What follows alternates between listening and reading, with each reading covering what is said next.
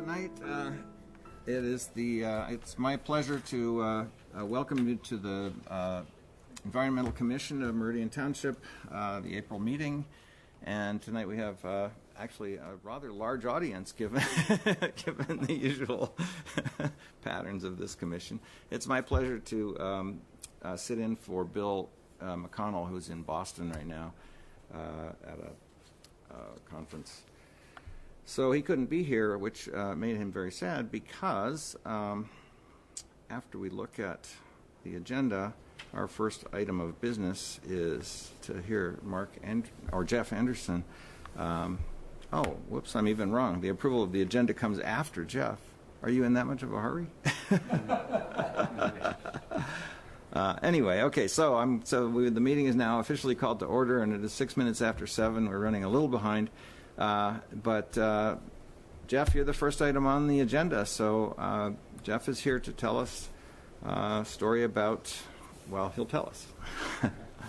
But themes of climate change. Yes. Words you may be nervous about saying. We will still say them, but so I want to take, and I know brevity is important here. I'm going to give you an overview of a lengthy discussion. And I want to start with some historical trends here locally and in Michigan. I want to look a little bit at variability, which is a huge issue, a big wild card it turns out, and then some projections, and then hopefully we can have some discussion with questions. I mentioned I'm going to start with historical. One thing when we discuss climate change is we have to remember that we think of humans as something stable or static, but by nature it's dynamic. It's changing. It has always changed in the past, and it will undoubtedly change in the future. We have roughly, globally, more than 150 years of instrumental records that describe mainly precipitation and temperature.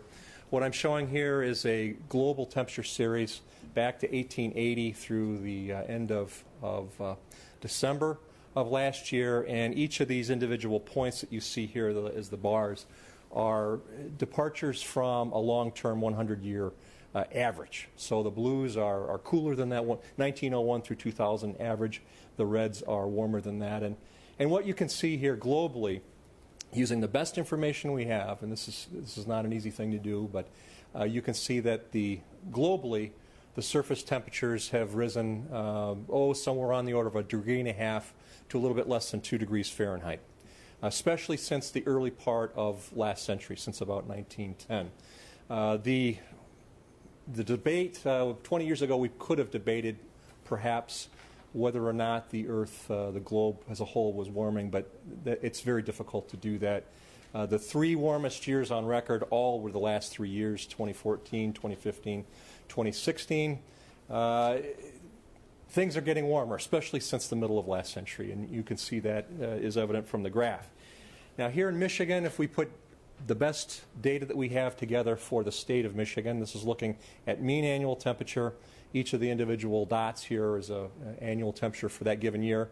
Going back to 1895 through the end of last year, what you can see is there are a few similarities, but basically a reminder that different regions of the world behave differently. Most of the world has warmed, especially over the last 50, 60 years, but some places there are even a few that have cooled. But Michigan is one that has warmed, and this is true for most of the upper Midwest and the Great Lakes region. You can see basically a sideways pattern from the beginning of last century, early 1900s, up until the end of the Dust Bowl in 1930s. Then there was a cooling trend of about 1 degree Fahrenheit. That in turn was followed by a warming of about 2 degrees Fahrenheit since about 1980. And it's interesting to note, there's a couple things there of note. One is that the warming has not been uniform around the year. Some seasons have warmed more than others. For us, the largest increases have been in the winter season and at night. Our minimum temperatures are increasing more rapidly than our daytime temperatures, the high temperatures. And that seems a little odd, especially we had 2 very severe winters not too long ago, 2013-14, and then the following winter, 14-15. But even with those, there's still a clear upward trend. All the seasons are warming, but more so in the cool seasons. The other thing to note there, at the end of this series, the last couple decades, there has been a marked increase in variability from year to year. And that's one of the pieces that's a little bit more difficult to decipher, but you can see compared to the 50s and 60s and even the 70s, there's been a great deal more change from year to year. And that's one of the things that, climate scientists are very, very interested in, because there are many impacts associated with that. One of the associated impacts with our temperature changes has been a change in seasonality.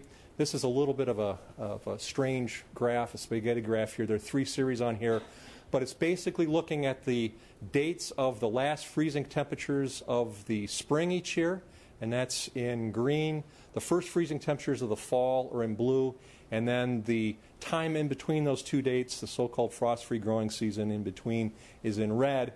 And what you can see, again, since about 1980 especially, is that the last freezing temperatures of the spring season are coming earlier, first freezing temperatures of the fall are coming later, and what we have in between is a longer frost-free season.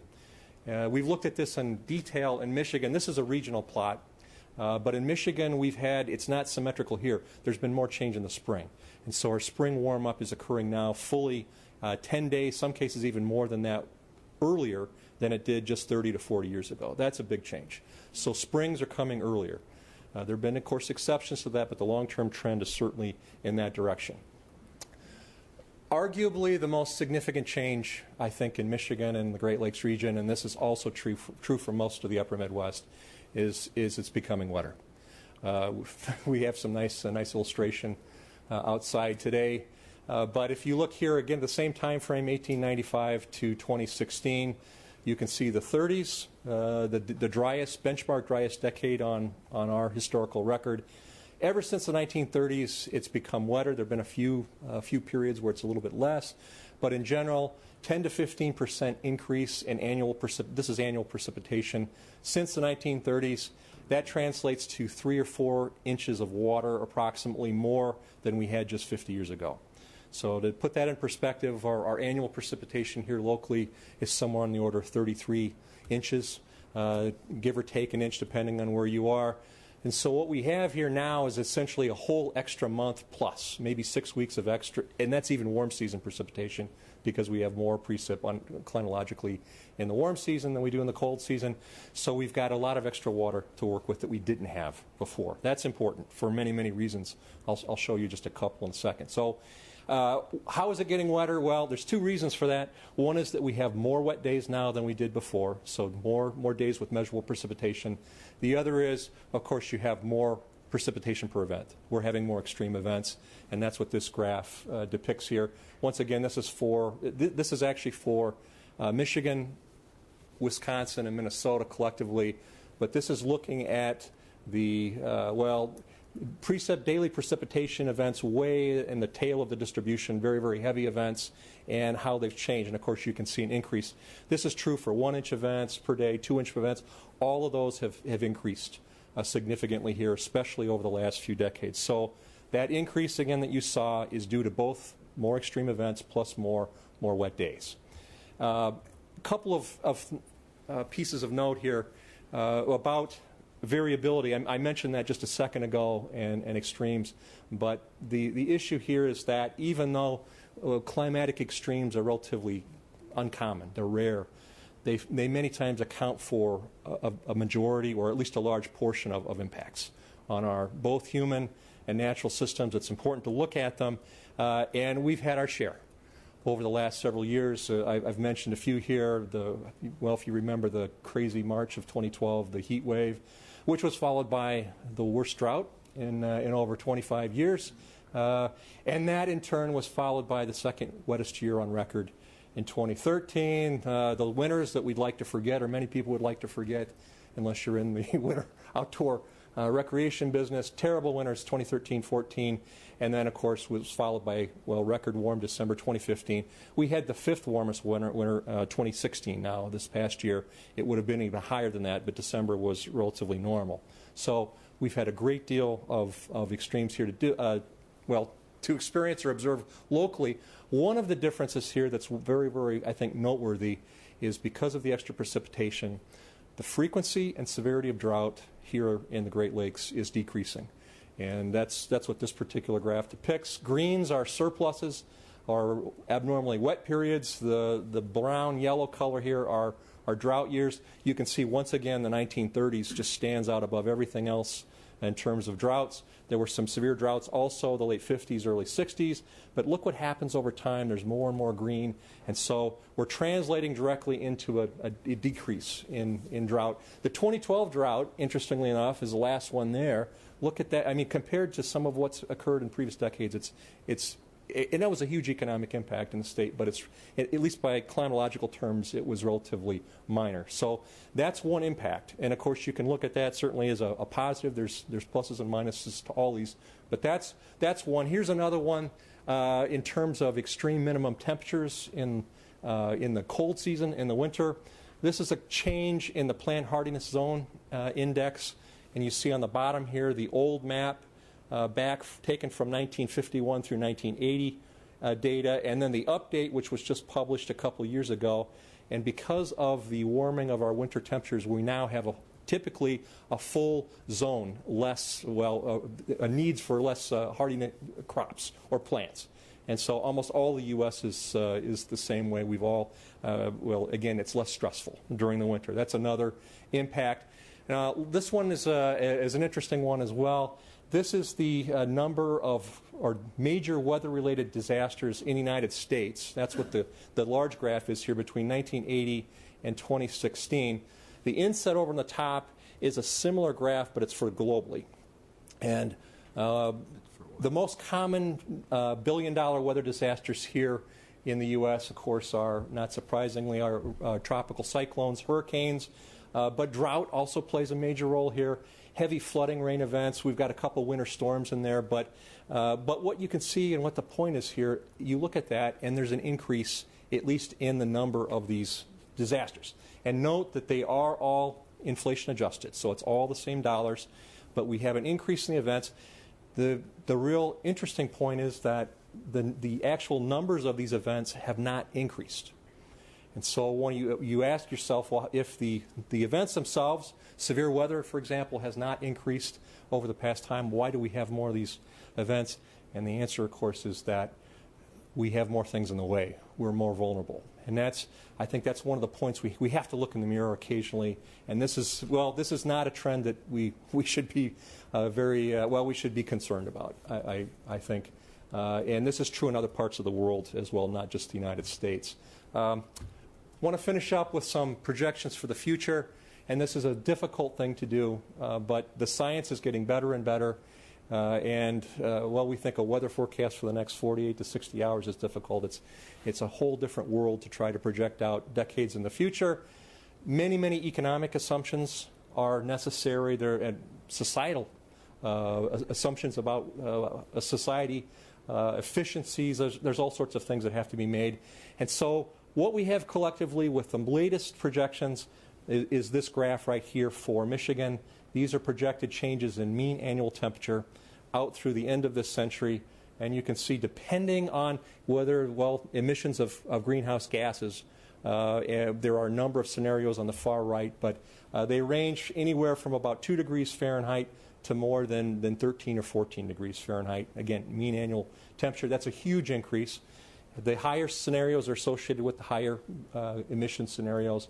And you can see there's quite a bit of variability there, but all of them suggest warmer climate in the future for Michigan, without any exceptions. It's just a matter of what assumptions are made. So the far left, if you're interested, that's the actually observed series, and then what the climate models have said about our past. And you can see the climate models have done actually a fairly decent job of depicting conditions here in the Great Lakes. In terms of temperature and looking at the Great Lakes region itself, or the upper Midwest here, increases in the number of days above 95, and essentially a shift in terms of heating versus cooling. So we would have less heating needs in the cold season, but we'd need more cooling costs, so we'd have some trade-off between those two.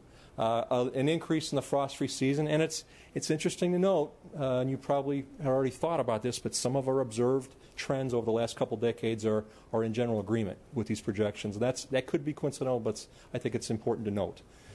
In terms of precipitation, it's a little bit less clear. Some of the projections suggest wetter overall conditions in the distant future. A few say drier. The majority do say wetter, though.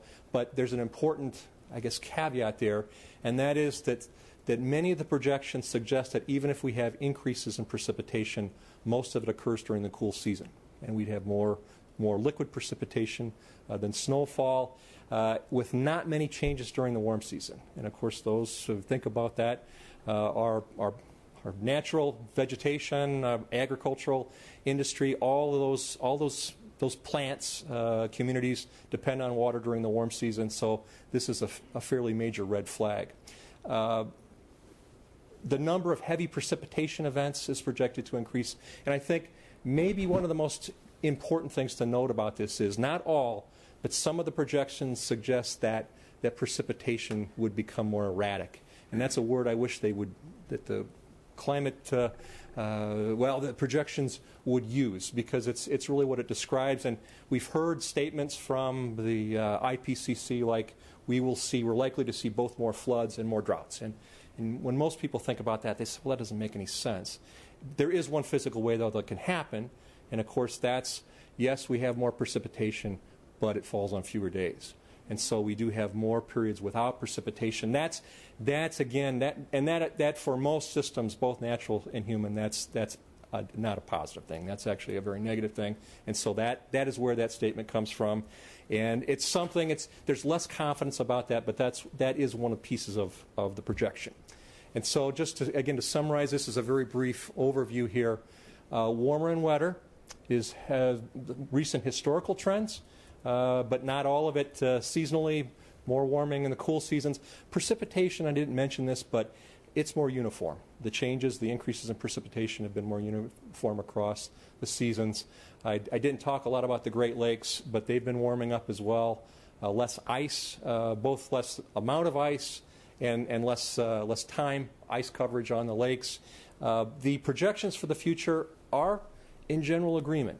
They're also saying warmer and maybe a little bit wetter, but the caveat there again, even with additional precipitation, probably in the off-season. And that would change our hydrology a little bit.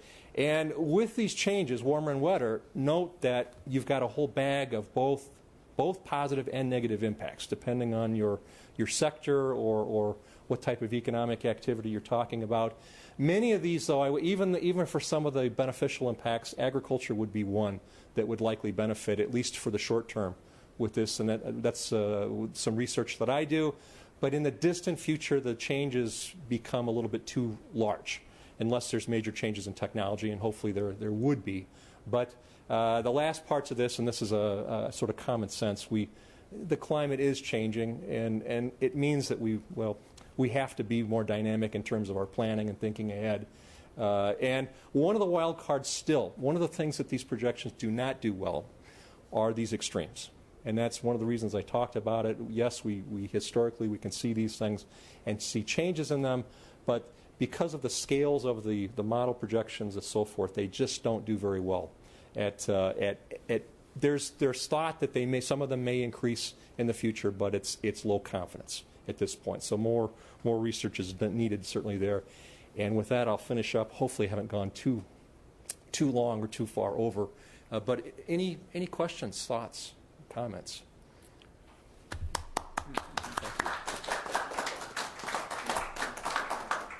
Jeff, I have a question for you. Sure.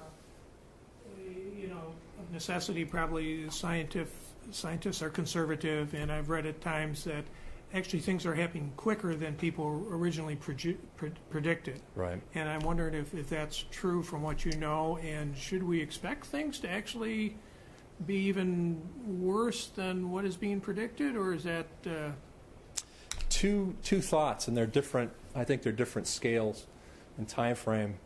One is the large scale and sort of the big picture. And I mentioned at the outset, we know that the global climate has changed dramatically. Here locally, we've had climate vary from tropical when the tectonic plate that North America and Michigan are on was much closer to the equator, to glacial, and then everything in between. So we've been all over the place. So we know that changes.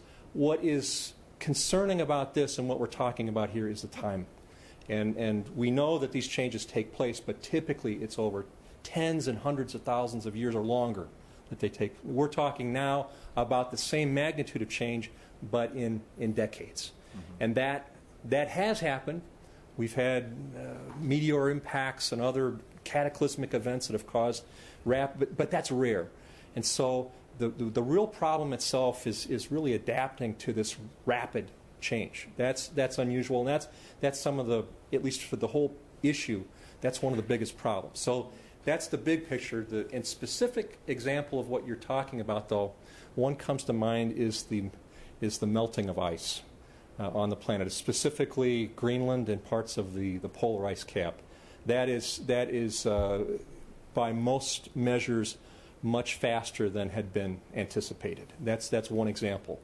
There are other pieces of that, but that's another symptom associated with this rapid warming. And if you look at this globally, the largest changes in temperature have occurred at the high latitudes on continents, like in the northern North America and Eurasia on the other side of the world. There are relatively fewer changes where you have all sorts of water, the southern hemisphere with the oceans. But that's also what the climate projections for the future suggest the same thing. The largest changes would be in the high latitudes of the northern hemisphere. And so, again, that's where we're seeing some of these large changes. And again, you look at sea level increase 30 centimeters over the last century, and that's a huge issue as well. Fortunately, not so much for us here in Michigan, but it will be indirectly because there's a large economic price to pay to prepare and to deal with increasing sea level, which is already happening in many parts of the world. So we don't see it here directly, but economically it would impact us here as well. So, Jeff, one question I would have, and I think you kind of have alluded to it a little bit in preparing for these changes that are already occurring. Yeah. And, an issue like this is such large magnitude. It's obviously global in nature. So, when we sit in a local government setting, I was just curious if you had any thoughts on what a local government can do to either prepare or try to limit the effect that it has given its smaller size. And this is a really good question. And I think one of the, I guess the positive things, this is it's a challenging topic or issue. In Michigan, we have it pretty good. We have a relatively low number of weather, climate-related disasters here compared to many other parts of the world and even other parts of the U.S. as well.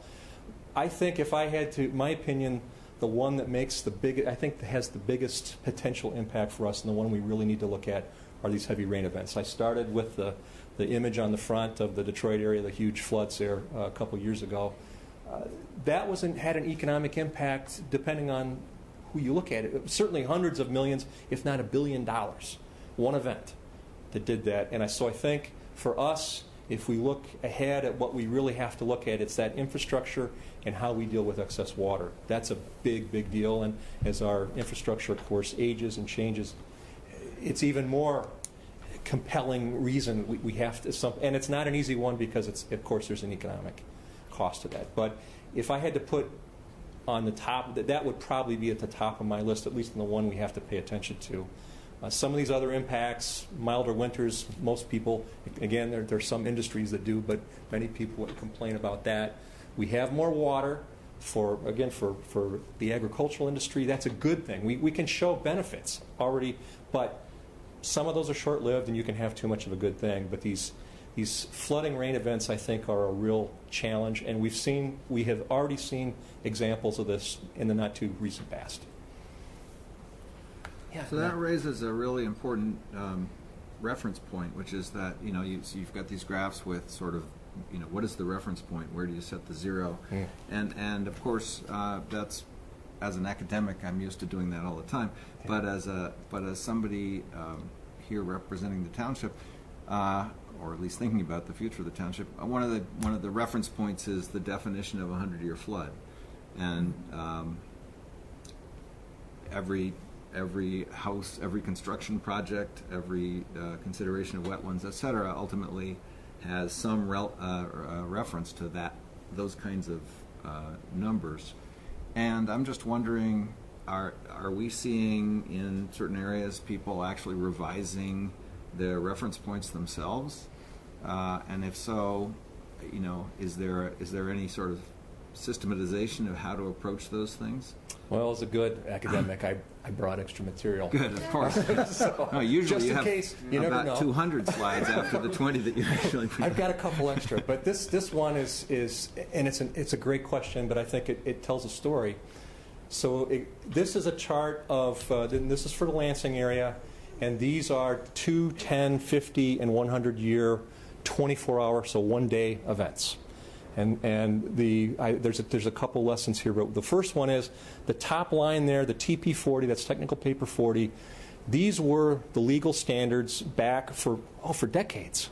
But the data that derived those numbers, they used to derive those numbers, dates all the way back to the 30s, 40s, and 50s of last century. Which were especially drought.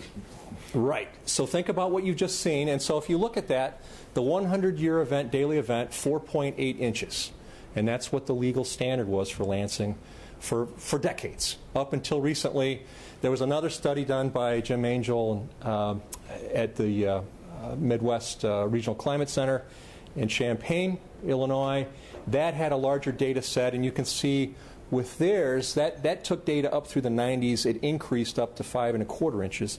And now we have a new tool in this in the toolbox, and that's NOAA Atlas 14, which takes basically everything up through 2013. And look what's happened to the number here. So we've had a change here on the order maybe 15% or so, depending on. So these things are changing. The tough part, and this gets to the statistics, and I have students ask me this, well, how can you come up? They have 500-year events and 1,000-year events as well. And of course the question, well, you said you only had 150 years of data. And that is a big challenge, and there's some statistical assumptions that go into that. I personally am not a big fan of that, and the major reason I'm not a big fan is because it's not stationary. And as you know, we're shooting at a moving target, and those pieces of that distribution at the very end, they're the first ones to go. They're the ones that are going to change rapidly. So, but there's no question, unmistakably, these numbers are getting larger, and so again, this frequency and severity of these heavy rain events is increasing, especially over the last 50 years, and so that's what you see here. How many 100-year floods have we had in the last 100 years? Well, more than what those statistics would probably suggest. And I get it's a strange world, but many times it's required by law. The engineers, the architects say we have to have a number. What is that? We have to conform to this number, and that's what it is. However, we also have to remember that and actually NOAA Atlas 14 does have confidence intervals now for that reason. But if you look at the confidence intervals for the 1 in 500-year event, they're way out there because there is a lot of more uncertainty. Does NOAA Atlas 14 have the power of law?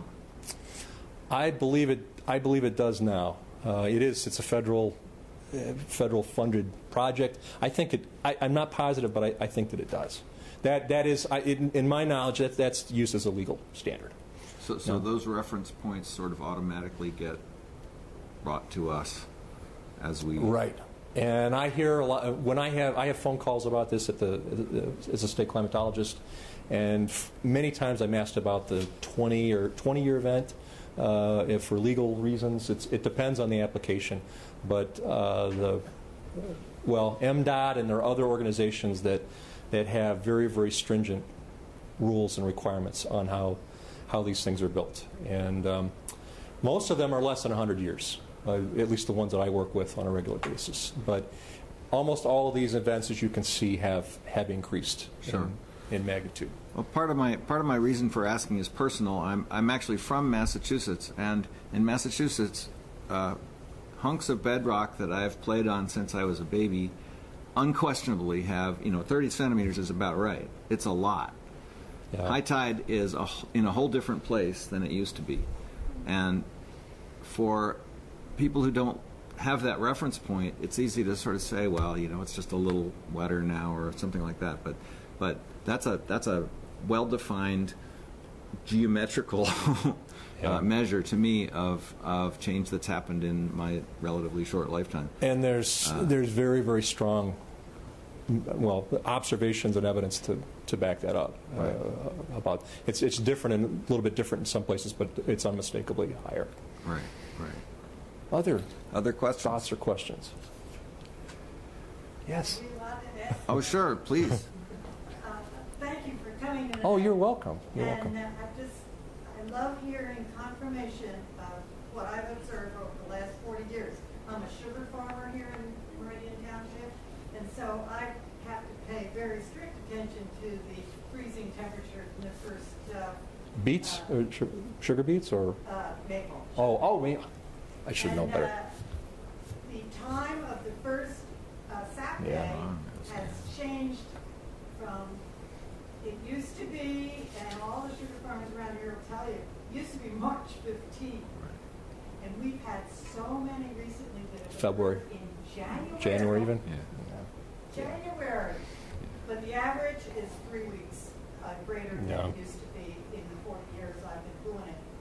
And I just got, now I don't do it anymore, but now I'm a snowbird. I just got back from Florida yesterday, and boy, they are having sewage backups on every high tide because of the rise in the sea level. And it's a serious problem, and talking about infrastructure adjustments, they're not going to be able to withstand that in coming years. And when you think about the problems of immigration, we're going to have immigration from our own nation, from the coast to Michigan. So we have to get, not only with our infrastructure preparation, but our people accommodation planning. I was a planning commissioner here for over 25 years, and we also had a much higher rate of 100-year floods, like every 3 or 4 years. That's why I was asking. So all our standards for planning in that regard have to be adjusted as well. And I just want to thank all of you for serving. Way back in the 1980s, I was a township board member and started a wetland protection ordinance, which grew into your commission. And I just congratulate all of you for carrying on the work I slaved away at way back then. Thank you very much. Well, thank you. We're grateful to you. Yeah. Any other? I have lots of questions, but maybe I'll buttonhole you afterwards because there's so many. So, I mean, you talked about economic impacts of disastrous events, but there are other obvious things. For example, out in the sort of northern west, it's very clear that things like the pine borer beetles are moving north and so forth because we don't have the coldness and the periods of cold that will kill them or will stop them anyway. So in that same sense, of course, we have lots of various types of invasive exotics, plants and animals here, and I'm just wondering what's and even people have even talked about tropical diseases, or at least warmer weather diseases in terms of human pathogens coming further north as mosquitoes of different types move their territories. And so, as you said, these things are all moving targets, and I guess I'm really wondering how does a civilian parse all of the variation that is without panicking, but just trying to remain informed so that you can anticipate exactly as we were just hearing. The examples about the exotic species, I think, are a really, really pointed one. But in research that I do involving agriculture and these changes, the huge wild card, and it's a complete game changer. It's great for these crops if they have more water, it's warmer, they have a longer growing season, more carbon dioxide. That's another factor we haven't even talked about. That's wonderful, but that's if you keep everything constant. And of course, you never can, you never do. And you have to look at things like weeds. If it's more favorable for a soybean plant or a wheat plant, well, there are going to be weeds that are twice as happy, or more insects that we haven't dealt with before, diseases. These are all game changers, and there's much, much less known about them, and the same is true for for some of the other topics that you've mentioned. So the federal government, and actually state governments too, have developed groups that are created to act very, very quickly for these new emerging problems. The exotic species are one that come to mind, and maybe at least we have to think about that. Nimble, ready to roll with a wide spectrum of possible tasks or responsibilities. Again, we're looking at a moving system, and it's how it behaves is going to surprise us on occasion. So that's a tough one. To build, it's again, how do you build infrastructure with this? That's a real challenge to do. And unfortunately for us, given the trends that we have, all the engineers and the design people, it's not linear. As you have to design more capacity, it's exponential, the cost of these things, and it's a real challenge. How do we do that?